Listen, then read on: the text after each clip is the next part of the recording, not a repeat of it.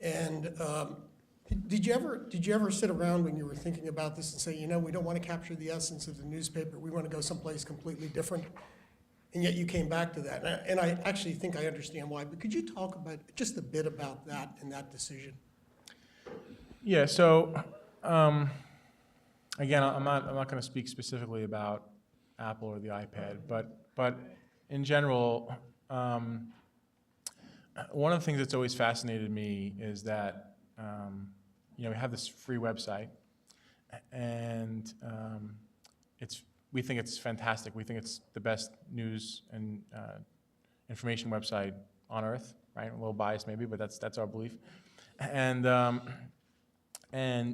know, it's interactive, it's searchable, it's real time. You know, it's got a ton of benefits there. Yet a huge amount of people, what we think is very, very huge. As a matter of fact, our most significant acquisition source of new print subscribers comes from our website, right? So why are people sort of coming through this amazing experience to pay for a print experience, right? That doesn't have a lot of those other things that are attached to it.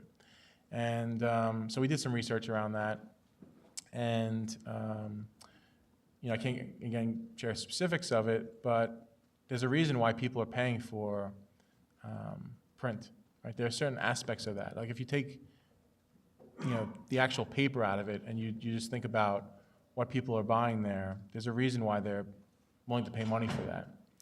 And so there's value of sort of the daily news judgment, right? Like people come to the Times to find out, what does the New York Times think is important for me to know today, right? What is there's a certain satisfaction of knowing that you've either read or scanned through everything from start to finish of what represents today's news, having a sort of discrete and start and end point. And so that's not all of it, all the story, but there's certainly some elements of that that people are willing to pay for, right?